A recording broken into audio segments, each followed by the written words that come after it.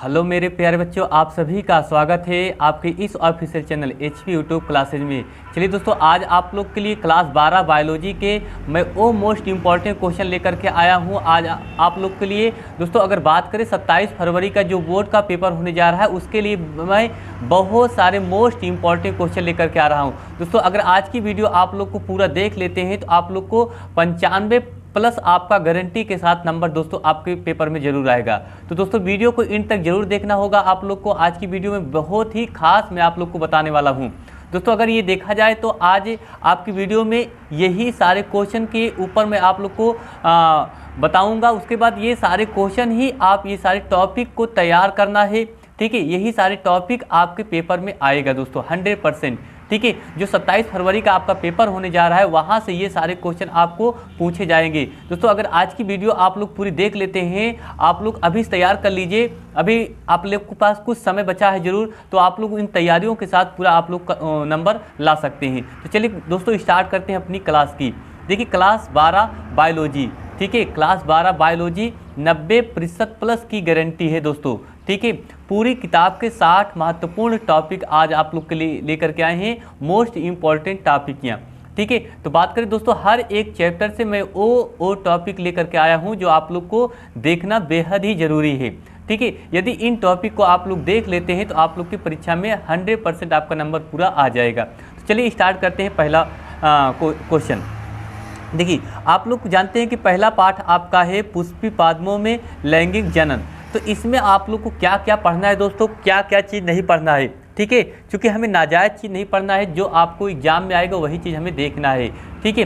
पहला आप लोग को पहली पॉइंट आप लोग को पढ़ना है दोस्तों अपरिपक्व परागकोश का चित्र। तो आप लोग यहाँ परागकोश का चित्र बनाना है ये चीज़, ठीक है। ये वेरी इंपॉर्टेंट क्वेश्चन है, ठीक है। चलिए दूसरा अगर हम बात करें, दूसरे में आपका लिखा है परागण। तो इसके बारे में आप लोग को याद करना है और तैयार करना है परागण क्या चीज़ होता है, ठीक है। मैं आप लोग को बताऊंगा इसके बारे में भी, लेकिन आप लोग इसको पहले ध्यान से देखते रहिए, ठीक है। आगे लिखा है आप लोग देखिए इधर नंबर तीसरी पॉइंट में आप लोग को क्या ध्यान में रखना है, आवृतबीजी या आवृतबीजी बीजांड का चित्र बनाना है। क्या बनाना है दोस्तों, आपका इसमें चित्र बनाना है। वेरी इंपॉर्टेंट क्वेश्चन यहाँ से आपका बनेगा, बहुत इंपॉर्टेंट क्वेश्चन आपका बनेगा। यदि आप लोग इस क्वेश्चन को तैयार कर लेते हैं तो आप लोग को 100% एग्जाम में आपका नंबर पक्का हो जाएगा, ठीक है। चौथा नंबर में आप लोग को क्या पढ़ना है, द्विनिषेचन क्या है। तो ये दोस्तों आपसे पूछता है कि द्विनिषेचन की परिभाषा या उसके क्रिया लक्षण आपसे पूछता है, ये आपको बताना है, ठीक है। चलिए पाँचवें नंबर की अगर हम बात करते हैं, पाँचवें नंबर में आपसे क्या पूछेगा, कह रहा है कि परिपक्व परागकोश का चित्र बनाइए, ठीक है। कह रहा है परिपक्व परागकोश का क्या बनाना है दोस्तों, चित्र बनाना है। ये सारे इंपॉर्टेंट क्वेश्चन आप लोग को पढ़ा रहे हैं दोस्तों, ठीक है। यही सारे क्वेश्चन आप लोग को तैयार करना है जी। छठा नंबर में अगर आपसे देखा जाए तो लिखा है गुरु बीजाणु जनन क्या होता है।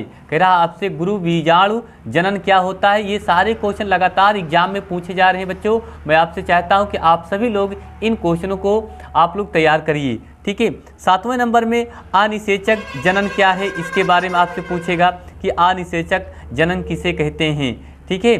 फिर उसके बाद आगे अगर देखा जाए तो हमारा जो 8वां क्वेश्चन बनता है इसमें से लघु बीजाणु जनन क्या होता है। तो लघु बीजाणु जनन के बारे में आपसे पूछेगा, तो वहाँ आप लोग इसके बारे में आप लोग तैयार कर लेंगे, बड़े आसानी से आप लोग लिख लेंगे एग्जाम में। तो मेरे प्यारे बच्चों, आप सभी लोगों को मैं ये बार बार समझा रहा हूँ कि आप लोग इन क्वेश्चनों को जरूर देखिए, ठीक है। चलिए नेक्स्ट अगला क्वेश्चन हम आप लोग को दिखा रहे हैं, अगले चैप्टर से क्या आएगा। तो अगला चैप्टर हमारा दोस्तों वो है मानव जनन। क्या है दोस्तों, मानव जनन। तो ये मानव जनन से आपका जो क्वेश्चन बनता है वो कौन कौन से क्वेश्चन बनते हैं ये मैं आपको दिखा रहा हूँ, ठीक है। चलिए तो मानव जनन में अगर बात करें, ये पहला पॉइंट आप तैयार कर लीजिए, आवर्त चक्र क्या होता है। क्या होता है दोस्तों, आवर्त चक्र क्या होता है। आप लोग इस पे पहले पॉइंट ध्यान में रखिए, इस क्वेश्चन को तैयार करिए। उसके बाद अगर 10वां अगली पॉइंट की बात करें तो इसमें आपका आता है अंडाणु जनन क्या होता है। ये भी वेरी इंपॉर्टेंट क्वेश्चन बनेगा आपका, ठीक है। कह रहा है आपसे अंडाणु जनन क्या होता है।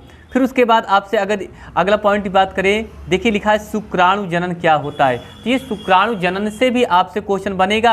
आप लोग दोस्तों अगर इसको तैयार कर लेंगे तो आपके पेपर में जैसे 1 नंबर के क्वेश्चन आते हैं, 2 नंबर के, 3 नंबर के या हाईएस्ट 7 नंबर के, तो आप लोग अगर 1 नंबर के मेरे प्यारे बच्चों आता है तो आप लोग को छोटा करके लिखना है। अगर आप लोग को बड़ा आता है तो पूरा महाभारत की तरह इसको क्या कर देना है, लिख देना है, जैसे तैयारी रहेगी आपकी।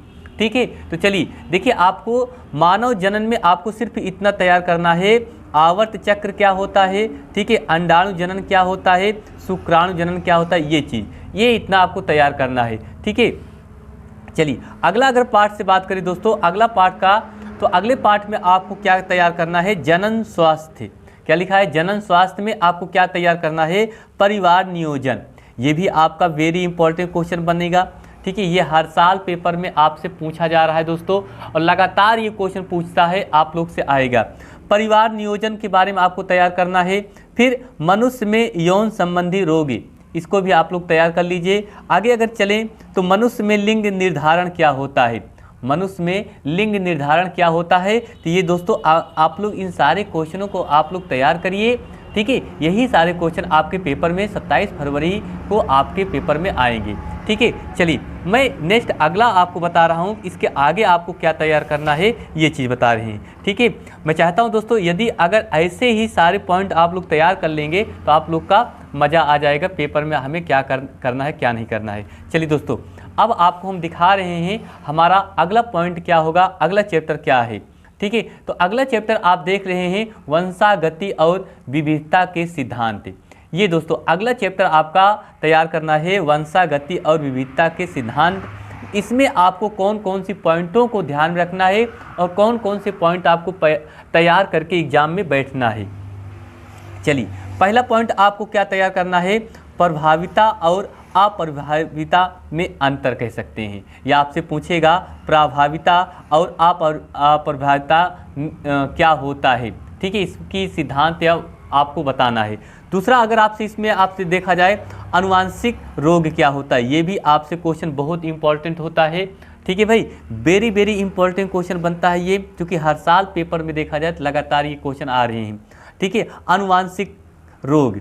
उसके बाद 17 नंबर में देखा जाए अगला पॉइंट में एक संकर और द्विक संकर में अंतर, ये भी आपसे पूछेगा। ठीक है भाई, इसी तरीके से अगर आप लोग इन सारे क्वेश्चन को आप लोग देखिए और उसके बाद जल्दी से जल्दी इन सभी क्वेश्चनों को आप तैयार कर लीजिए।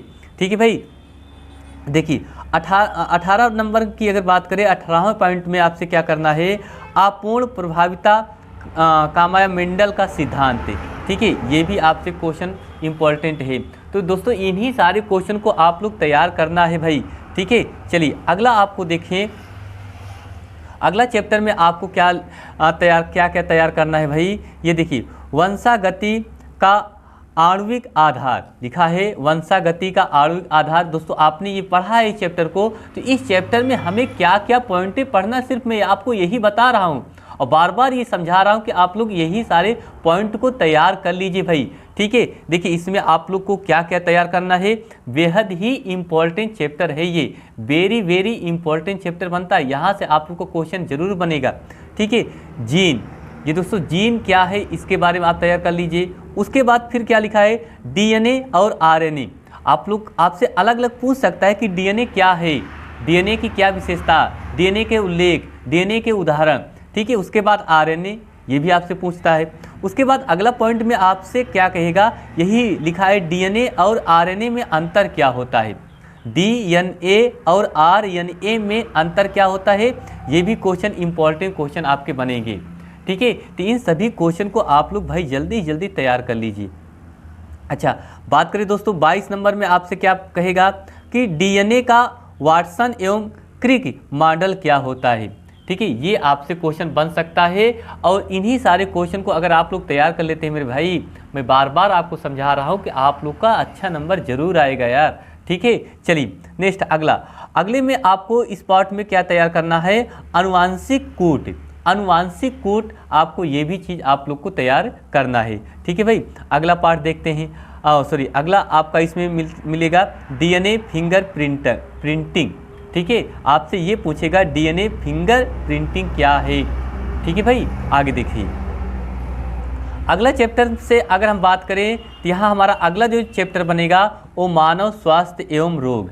तो दोस्तों मानव स्वास्थ्य एवं रोग से जो हमारा क्वेश्चन बनेगा वो आपसे कौन कौन से पूछेगा, इंटरफेनाल क्या होता है, ठीक है, इस पे आपसे क्वेश्चन बन सकता है। उसके बाद प्रतिरक्षा तंत्र से आपसे क्वेश्चन बन सकता है। ये सभी क्वेश्चन इंपॉर्टेंट क्वेश्चन होते हैं, ठीक है। उसके बाद स्टेम कोशिका क्या होती है, ये भी इंपॉर्टेंट क्वेश्चन है, ठीक है। तो इसी तरीके से अगर आप लोग इन सारे क्वेश्चन को तैयार कर लीजिए तो जल्दी जल्दी आप लोग को एग्जाम में आपका अच्छा नंबर मिलेगा। दोस्तों चलिए अगला अगर बात करें संक्रामक तथा असंक्रामक रोग की विशेषताएं या इसके बारे में आप लोग को समझाना है दोस्तों, ठीक है। Very important. अब बात करें सबसे इम्पॉर्टेंट ये क्वेश्चन है आपका मलेरिया कामा डेंगू बुखार। ये आप लोग जानते हैं मलेरिया कैसे होता है, डेंगू बुखार क्या होता है, इसके बारे में आपको लिखना है। ये भी वेरी इम्पॉर्टेंट क्वेश्चन है, ठीक है। आगे अच्छा अगला चैप्टर अगर दोस्तों बात करें तो हमारा अगला जो चैप्टर बनेगा वो आपका बनेगा मानव कल्याण में सूक्ष्म जीव। तो मानव कल्याण में जो सूक्ष्म जीव है इसमें अगर हम देखे जाए तो वो वो मतलब मेन पॉइंट आपका क्या बनेगा, बायोगैस बनेगा। वाहित मल क्या है, उसके बाद जैव प्रौद्योगिकी, ये भी आपके क्वेश्चन इंपॉर्टेंट क्वेश्चन हैं दोस्तों। इन सारे क्वेश्चनों को यदि आप लोग तैयार कर लेते हैं तो आप लोग के पेपर में अच्छा से अच्छा नंबर आपके जरूर आएगा, ठीक है। मैं आप लोग से रिक्वेस्ट करता हूं, निवेदन करता हूं, आप लोग इन सभी क्वेश्चन को अभी समय है, आप लोग जल्दी जल्दी इनको तैयार कर लीजिए, ठीक है भाई। तो चलिए दोस्तों इसके आगे की वीडियो में आप लोग को कमेंट बॉक्स में बताना है क्या आप लोग को आगे की क्वेश्चन चाहिए कि नहीं। दोस्तों प्लीज़ कमेंट बॉक्स में बताइए ज़रूर, ठीक है। दोस्तों वीडियो अगर पसंद आए तो प्लीज़ सेशन को लाइक और शेयर करिए। मैं नेक्स्ट अगली वीडियो में आपसे तुरंत मिल रहा हूँ। थैंक्स आप सभी छात्रों को।